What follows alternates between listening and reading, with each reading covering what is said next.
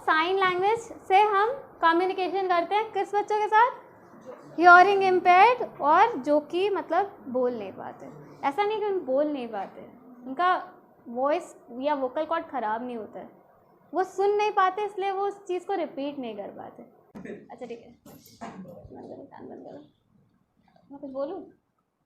सुनाई दिया? कुछ सुनाई दिया। क्या सुनाई दिया? कुछ सुनाई नहीं सुनाई दे रहा ना इसको? अभी सुनाई नहीं दे रहा ना? ठीक है, हो गया जो हमको प्रूफ करना था हो गया। सुनाई दिया, जो हमें प्रूफ करना था वो हो गया। हाँ वो ठीक है, वो कोई दिक्कत नहीं है। ठीक है, तो अभी अगर मेरे को इससे प्रॉपरली कम्युनिकेट करना होगा तो मैं इससे कैसे बात करूँगा? इशारे से। ठीक, अभी जब इसको सुनाई नहीं दिया उस टाइम पे तो ये मेरे से पूछ रही है ना बार बार, इसको सुनाई नहीं दिया तब तो ये बोल रही है ना, और जब इसे सुनाई नहीं देगा तो ये बोलेगी क्या? ये बताओ, क्वेश्चन है ना। लिपसिंग की वजह से कुछ लोग पहचान पाते हैं। हाँ, लिपसिंग की वजह से ऑब्वियस सी बात है, इसीलिए कभी भी बोलते टाइम ना जो भी हमारा लिप मूवमेंट होता है वो हमको इतना ऑब्वियस रखना होता है कि अगर हम लाउड नहीं भी हैं तो बच्चा खाली होठ देख के समझ जाए कि मैडम क्या बोल रहे हैं। Thank you so much. ठीक है, तो आपको इतना लाउड होना पड़ता है as a special educator classroom में, क्योंकि आपको आपकी क्लास भी हैंडल करनी होती है। जब आप ऐसे बच्चों के बीच में रहते हो, पढ़ाते हो उनको ना, तो क्या होता है कि आधे से ज़्यादा टाइम तो आपको उनकी बात ही नहीं समझ में आती, आप उनसे बात भी नहीं कर पाते हो। क्यों? क्योंकि आपकी साइन लैंग्वेज की उतनी ट्रेनिंग नहीं हो रखी होती। उनकी तो बहुत ज़्यादा ट्रेनिंग है ना, क्योंकि वो तो बचपन से वही लैंग्वेज यूज़ करते आ रहे, अपने फ्रेंड्स से बात कर, और हम कितना ही देर बात करेंगे? 2 घंटे का क्लास लेंगे और बस उसके बाद कहाँ यूज़ करेंगे उसको? नहीं यूज़ करते ना। लेकिन फिर भी हमको उतना थोड़ा बहुत आना चाहिए ना। अब हमको good morning good night wish करना हो तो क्या करेंगे?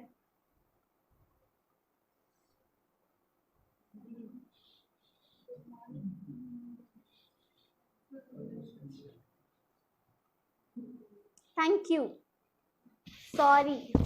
ठीक, ये सॉरी है मेरा, ये थैंक यू है। तो हमको थोड़ा बहुत कॉमन वर्ड्स आना चाहिए।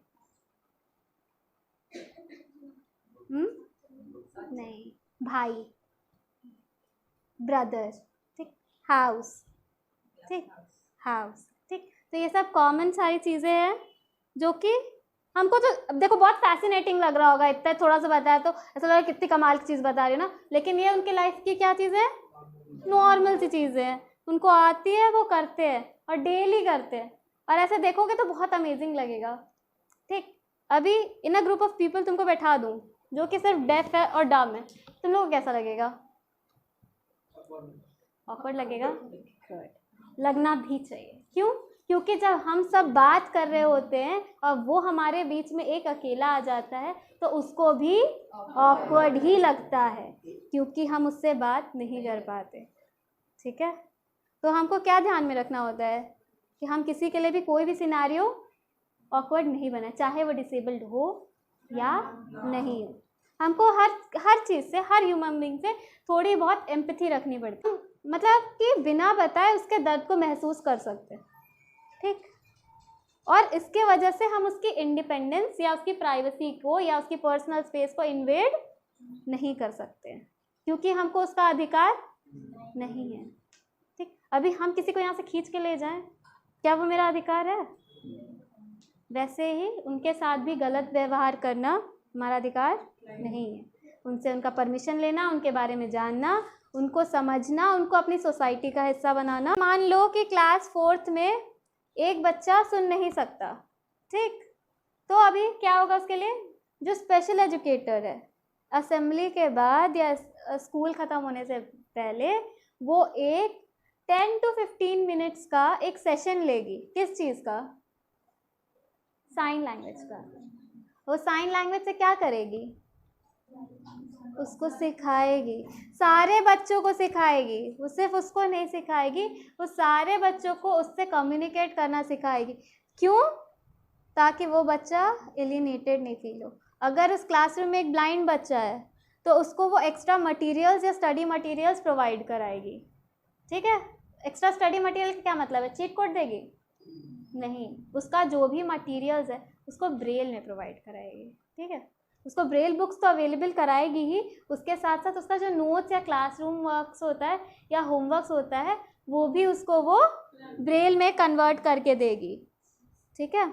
अगर लोकोमोटर डिसेबिलिटी है तो वो जो टीचर है उसका काम ये होगा कि वो उसको सेंसिटाइज करेंगे, बच्चों को नॉर्मलाइज करेंगे कि ऐसा ये किसी के साथ भी हो सकता है और हमको इनके साथ दुर्व्यवहार नहीं करना है, जिसको बुलिंग कहते हैं। कभी सुना है ना कि बच्चे इतना बुली हो जाते हैं कि सुसाइड कर लेते हैं, हाँ, इमोशनली डैमेज्ड हो जाते हैं। We don't want our kids कि ऐसे कभी हो, राइट। लेकिन इस चीज़ को अवॉइड कैसे किया जा सकता है? इस चीज़ को हम अवॉइड कैसे करेंगे? मान लो कि ये सारी चीज़ें चल रही है, ठीक, हम लाइक न्यू पेरेंट्स हैं, ठीक, मान लो मेरी शादी जाती है, we are going to become parents, ठीक। तो अभी क्या होगा कि हमको एक काउंसलिंग की ज़रूरत होती है। उस काउंसलिंग में क्या बताना चाहिए कि बेबी केयर कैसे होता है, अर्ली चाइल्डहुड क्या होता है, उसकी केयर कैसे की जाती है और उसका फ्यूचर हमको कैसे प्लान करना है, ये क्यों ज़रूरी होता है, ये बेबी प्लानिंग या फैमिली प्लानिंग या पेरेंटिंग क्यों ज़रूरी होती है। आपकी तो शादी हो गई ना, आपने मतलब आपके बच्चे हैं, आपने उससे पहले कुछ प्लानिंग करी थी?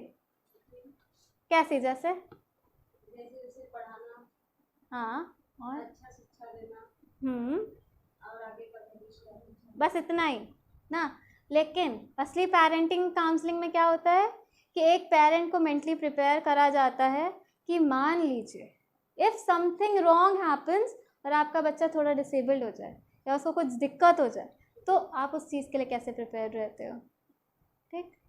क्योंकि मोस्ट ऑफ द पेरेंट्स क्या, हमारे यहाँ क्या होता है, कुछ पाप किए होंगे तो हो गया होगा,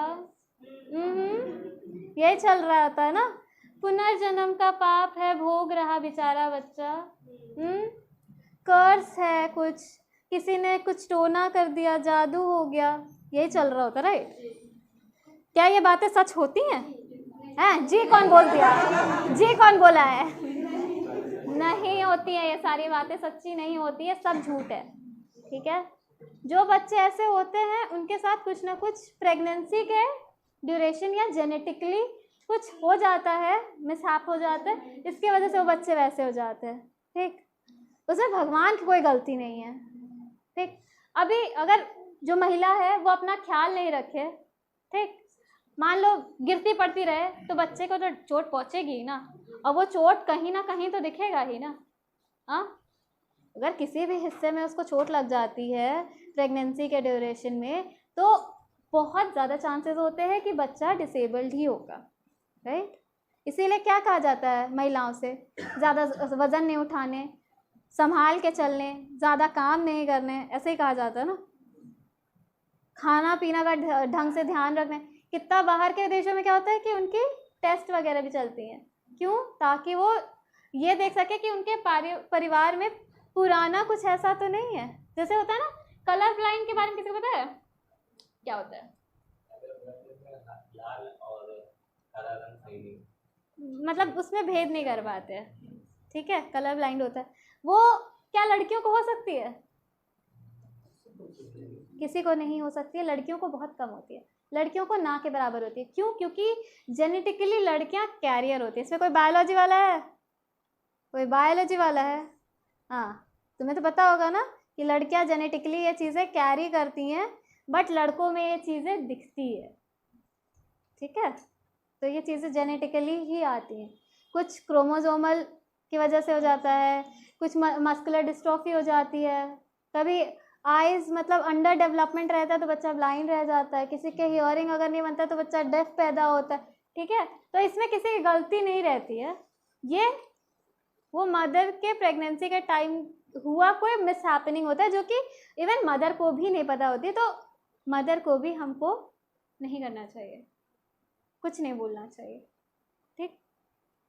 हमेशा ये सब चीज़ों के लिए हमको प्रिपेयर रहना होता है, ठीक। किसी के साथ भी हो सकता है, कोई भी हो सकता है ये चीज़। अब जब मान लो अगर मैं अभी रोड से जा रही हूँ और मेरे को एक्सीडेंट हो जाता है, मैं अंधी हो जाती हूँ, कुछ भी हो सकता है, I can lose a leg, ठीक है, कुछ भी हो सकता है। तो अभी क्या मैं डिसेबल्ड ही होंगी ना फिर? हाँ, तो अभी मेरे पापों का नतीजा है, लेकिन मैंने क्या पाप किया होगा? नहीं ना। तो फिर ये सारी चीज़ें हमको नॉर्मलाइज करने की ज़रूरत है एक सोसाइटी में रहते। क्यों? क्योंकि हम इस सोसाइटी का बहुत ज़्यादा एसेंशियल पार्ट है, क्योंकि हम यूथ हैं, ठीक। इसीलिए ये प्रोग्राम हमारे लिए ज़रूरी है।